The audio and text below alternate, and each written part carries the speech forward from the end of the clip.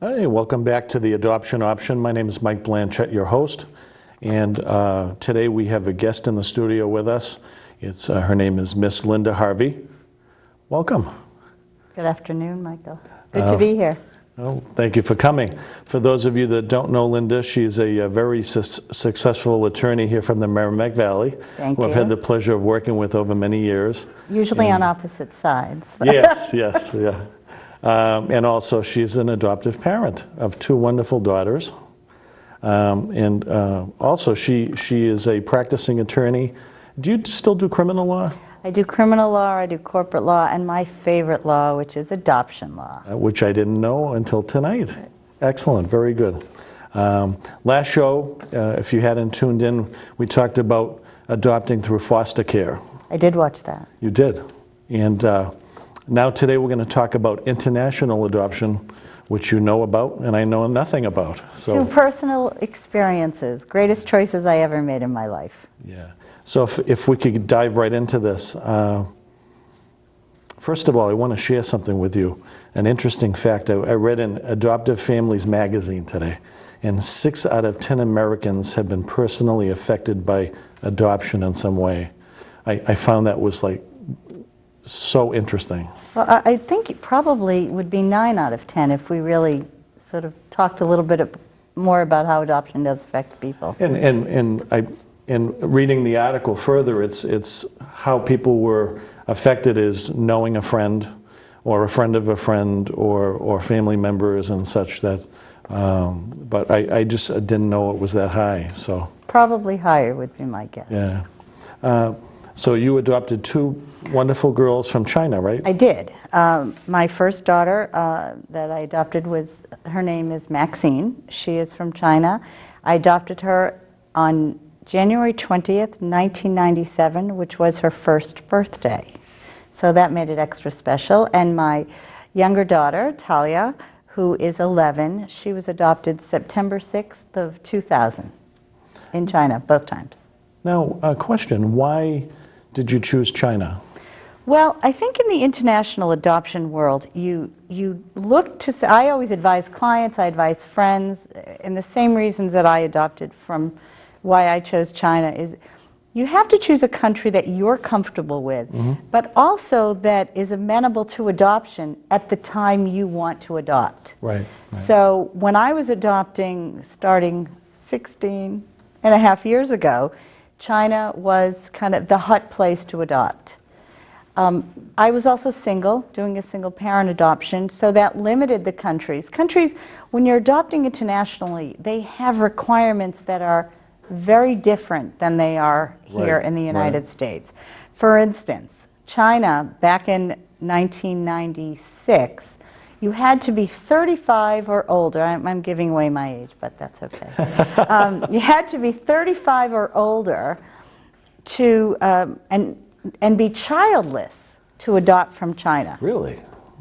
I don't know where they came up with that rule. Don't they have, till this day, they have strict limits as to how old you can be, like an age limit? Well, they have that pretty much internationally. Right. That's across the board. Although on my second time that I went, you could adopt, if you were over 30, and you would take a child, you could adopt a second child. No rhyme or reason why things changed, and you could be single. And then, you know, for instance, at the time, I couldn't adopt from Korea because you had to be married. The Philippines, you had to be Christian. I mean, there are really unusual rules. Wow. That's interesting. How did you start the process? Did you go through a private agency or a facilitator? Or? Well, I asked a lot of my friends and went to has become a very close friend, is a mentor, my adoption mentor, attorney Mary McCabe, who had done the process just a little bit before, and she had decided on a domestic adoption. And so I went and I talked to her about that. And private agencies, adopting through DCF, at the time it was DSS, and when I then decided that I was going to do it internationally, it was a fit for me. I wanted a very young child. Right. And I am not a patient person. So DCF offered, years of uncertainty. Right, And that, right. and for some people it's great. For me, I'm not that patient, and I Right. need a little more certainty in my life. And international just seemed to make sense, because I wanted a young child, but I didn't need to have a newborn. Right. And so I had a very good friend at the time who had adopted 2 children from Colombia. So I became familiar with that. And then you sort of shop around for adoption agencies. I ended up going through Wide Horizons for Children because she did. Okay. And I was very pleased with what they did, went to their general meetings and said, okay, it's a fit. And so that's how it started. How much travel was involved during the process? Well, for China, I had to travel to China for about 2 weeks. Okay, that isn't too bad. No, some programs, Colombia at the time, you had to be there for 6 weeks. Russian adoptions, you have to go twice. Right, So some friends, I was just every going to say that, some program- friends of mine had to go twice for like 10 days each. Right, every trip. program is different, and the rules change as you go along. Really? When you think you know it all of a sudden the country decides, oh, we're going to have a different agency take over. So the uncertainty is still there, but you had to be patient. But I didn't wait nearly as long as I would have for domestic. Now, in your situation, were you matched with your children, or did you get to select or have a choice? Well, they asked ages, what you wanted for ages, and I had wanted a young child, and that was it. I didn't care gender-wise. And then there's some magical room in China, the matching room. Well, I'm convinced it's magical and somewhat mystical. Yeah. Because the 2 children in the world that were meant to be my children were matched to me. So I'm convinced that it is magical and spiritual and divine intervention.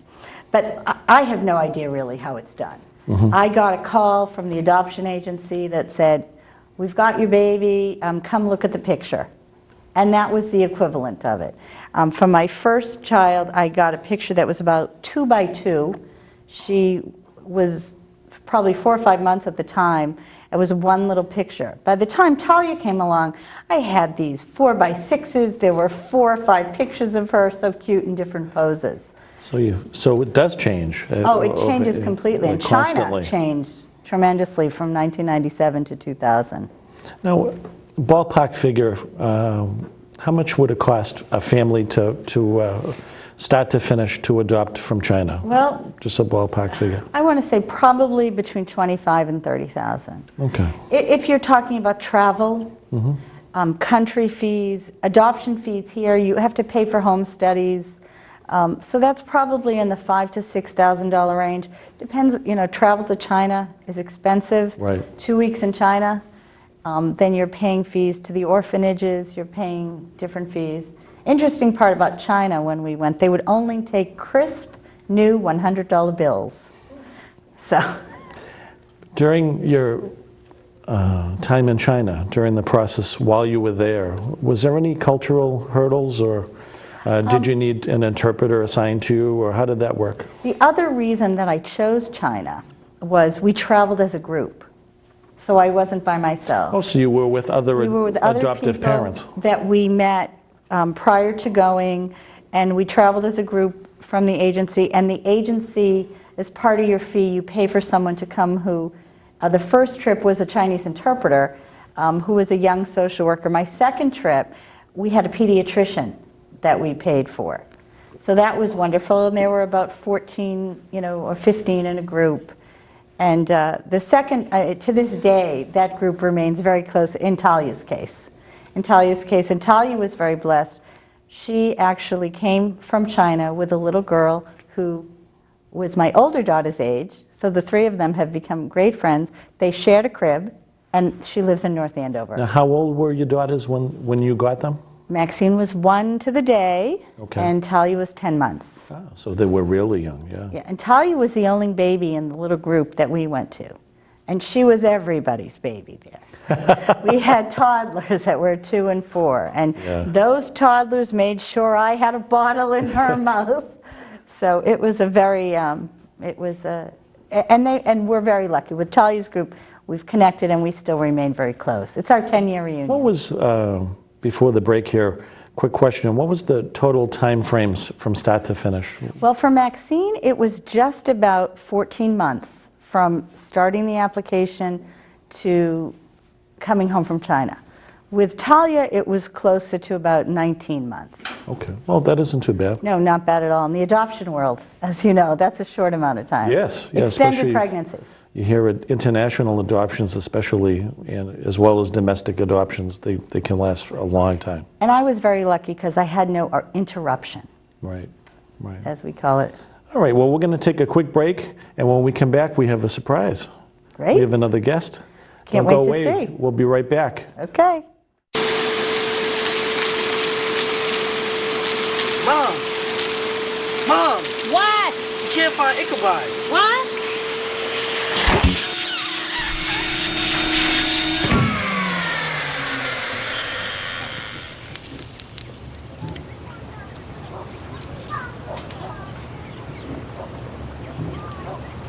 You don't have to be perfect to be a perfect parent. There are thousands of teens in foster care who would love to put up with you. No, what'd she say? She said whatever. No, she says that all the time. What's that? Hello? I'm on the phone. Mom, I'm on the phone! Hello? I'm on the phone. Who's this? It's me. I'm on the phone. Mom. Oh, you're on the phone. All right. Sorry. Sorry. Anyway. Who are you talking to? Kelly? Mom. All right. You don't have to be perfect to be a perfect parent. There are thousands of teens in foster care who would love to put up with you. Welcome back to the Adoption Option. I'm Mike Blanchett, your host. In case you missed the first half of the show, today's topic is international adoption. And with us in the studio today is attorney Linda Harvey, a local lawyer from the Merrimack Valley here, and also an adoptive parent. And now, next to her is one of her two daughters she adopted from China, Talia Harvey. Welcome. Before the break, we just got done talking to Linda about her experiences in China and how she adopted her two children. The second half of the show, I want to touch base, Linda, on a special project that Talia and your other daughter, Maxine, And their friend, Anna McCabe, they started a charity. They did. Could you tell us about it? They did. Talia and Maxine, I think, as long as I can remember, and Anna, have been collecting toys for the Department of Children and Family Service. Mm-hmm. So in 2006, we decided to kind of formalize it a little bit more, and we would have it in our garage. And DCF workers would come and they'd get the stuff that we collected, and they'd bring it to children. And then when Debbie Diorio, just the most wonderful social worker in the world from woman, DCF, yes. passed away, the girls and I decided, and Mary McCabe, that we should honor Debbie's memory. Debbie was our link to DCF. So we came up with the name Debbie's Treasure Chest. And then Debbie's Treasure Chest took on a life of its own. It went from my garage to a very generous donation from Sal Lupoli of a warehouse on the Riverwalk, where we have right now probably anywhere from 45 to 50,000 items. Wow. Wow. And the social workers and their clients come in and they can shop. And that's located near Sal's Pizza? It's right above the new Northern Essex Community College, located in the Riverwalk. Oh. And we've really expanded. There's no overhead, which has been great because of all the generous donations. And we have workers from the Special Needs Adults Project for the Merrimack Collaborative who are there Monday, Wednesday, and Friday from 10:30 to 12:30, and they run the store.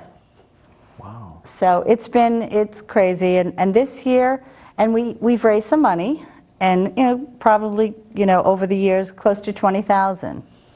And this year Talia and I are the shoppers. We do all the shopping. We bought our donations have been down. I think people aren't giving away Well, the economy's tough, too. It's tough. And we have gently used clothing, new clothing, books, toys, stuffed animals, toiletries. But this year, we were very low on winter coats. And Talia and I, last year, I think we must have bought 60 or 70 coats, and they were gone before December 1st. Wow. So this year, we gave away, that we counted, about 120 coats. So lots of kids in Merrimack Valley, you know, a little warmer because of 3 little girls who just wanted to give back. It's quite impressive. How many hours, like a ballpark figure, do the girls work on the project a week? Well, it's hard to say weekly. Around the holidays, it's a lot more. And now that we have the Merrimack Education Project, they work on it less. Now they're doing the sort of different end of it. Talia is designing a new PowerPoint presentation. Anna and Maxine are working on a new web page. Maxine's working with a church in Lawrence to try to get to talk to youth groups. So they're kind of working at it on that level. So anywhere from sometimes it's 1 hour, and around the holidays it could be 20. I was browsing your website. I was going to say, you made the big time now. The website's impressive. Well, And yeah, I see you've held events as well, like I believe a spring fling. And yeah, we had a spring fling where we had a fundraiser, Sons of Italy donated. And then we were part of the Leadership and Literacy Foundation, where the kids got 100 backpacks donated from Gem Corps. Or I think that's the name of it. I think it was Gem Corp. Yeah, Gem Corp for homeless kids. Yeah. And so it's, you know, it's been a great charity. It's really children driven. We just never know what's going to happen with it. Talia, Maxine, and Anna also like it because they can rollerblade right in the warehouse. The dogs like it because they can run. It's, you know, but it's amazing. Now, Linda and Talia, part of the charity, these backpacks. Just a part of it. Just a part of it. That's how it started. That's with okay. a lot of backpacks. And people don't realize, maybe we should just give a little history. If you're a kid in foster care, you tend to jump from foster home to foster home. Not always, but there's a good amount of the kids that do. And with garbage bags. With garbage bags. And foster parents are actually part of the training. You're told, don't put the kids' belongings in a garbage bag. They're the kids' belongings. Why are they in a garbage bag? It's not garbage. And you know, people don't mean to do that, but it's something handy and easy to put their stuff in. It's very hard. And because a lot of these kids have been switched foster home to foster home, the vehicle to do that's a car. And a lot of the kids even get nervous when they're going for a ride to McDonald's or the doctor's office or what have you. And a lot of them, when they get in the car, they get anxious and anxiety. And they say, you know, do I need to bring my bag or something like that. So it's a whole different world. It's something normal people wouldn't think of unless you're involved in adoption and kids in foster care and stuff. So that's where these backpacks come in. I'll let you take it from there. Yeah, well, the backpacks came in, and the backpacks were really big with homeless kids because they were moving from place to place, and then it went into foster care. Our goal would be for all, and we'd love all kids not to be in foster care, but that's not a reality. That would be the perfect world. But perfect world. But, you know, if we ever raised enough money, the kids and I have always talked, and the kids came up with this idea to get, not a backpack, because they don't think they could fit everything, like a duffel bag that would say Debbie's Treasure Chest on it, and they could put all their stuff in. That hasn't materialized, although we've had a lot of duffel bags donated. But we always think about what goes in that backpack.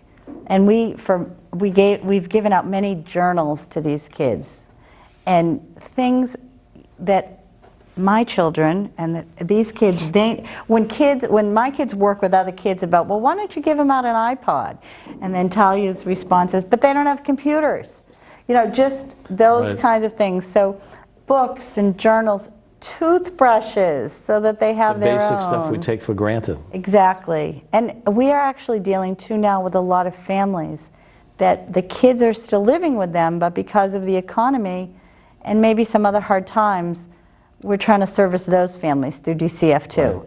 It started out just foster kids, and the need has grown. But we would love every foster kid or every kid in DCF services to have just the basics. Right. And they deserve that. Oh, they do. That's They the do. least. It's the least we can give them as a society. The big question of the day that I don't want to forget, how can people and businesses in Methuen and Greater Lawrence help you guys Well, and the charity? There are a couple of ways. One is they can donate money. You can go on our website. You can donate through PayPal. You can send us a check. We are a 501c3, so we're fully tax deductible, a full registered charity. And we always need money just for things like to buy coats. Right. And then we also take items, and that's what we are really in need of. We had a question today about toys. We need toys. We need toys, we need clothes, gently used or new. We need books, we need toiletries. Dentist office, donate, toothbrush and toothpaste. We've had them do it in the past. Which We they could use probably it. get from the suppliers or can get from the suppliers. So They it probably do. wouldn't even be a cost for them. So they can go on the website, it is Debbie's Treasure Chest, no apostrophe, .org, and they can see our places where they can donate. They can donate at my law office, which is at 184 Pleasant Valley Street, Mary McCabe's office, which is at 375 Common Street in Lawrence. The Studio of Dance Arts here in Methuen accepts donations for us.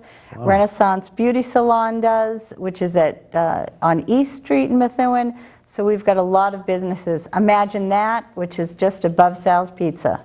Or they can come to the Treasure Chest and do it, or they can call us and we'll figure out how to get it. Now your number, they can call your law office at 978-686-9800, right? Correct, and just tell them that whoever answers the phone, you're calling about Debbie's Treasure Chest. And they want to help out. And we would love it. Well, I guess it has taken its own life. It has, a little bit beyond. I am so impressed. And I visited your website today. I signed your guest book. I suggest everyone go out there, check out www.debbiestreasurechest.org. No apostrophe. No apostrophe.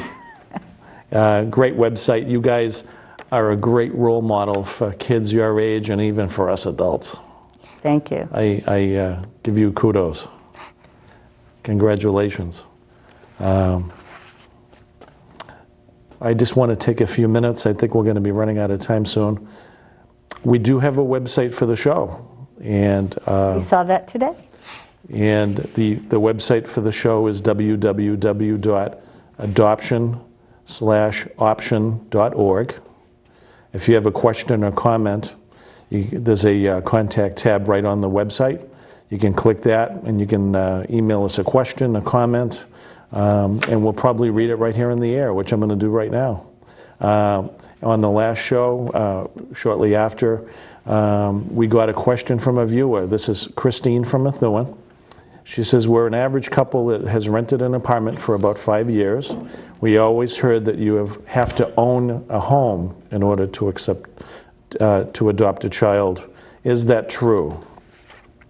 And I checked with a friend of mine that works at DCF, and as you probably know, Linda, that is not true. And that is not true for international adoption. It isn't, Or any okay. kind of domestic adoption. Absolutely I was false. told as long Stable as you home. have a stable, you're financially stable, and obviously you have adequate room for the child, you can rent a condo, an apartment, you can own a home, you can live with your parents. Yeah. It doesn't matter, as My long as you're first adoption. financially stable and you have room for the kid that's adequate. And a lot of love. So what you heard is not true. So Christine, thank you for emailing the show with your question. And again, if you have a question or comment, go to www.adoption-option.org and you can click on the contact tab and shoot us a comment or a question. We'll probably read it on the air just like I did. I think that's about all the time we have today. I just want to end with a comment.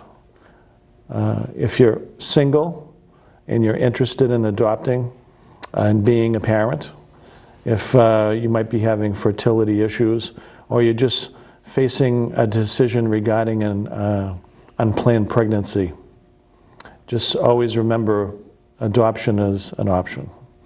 I want to thank you for tuning in today, and until next time, thank you for viewing The Adoption Option. Linda Thank you. Talia, thank you so much for coming today. Will you think of coming back again? Sure, and we'll bring my other adoptee. That would be great. That would be great. Thank you very much. Thank you.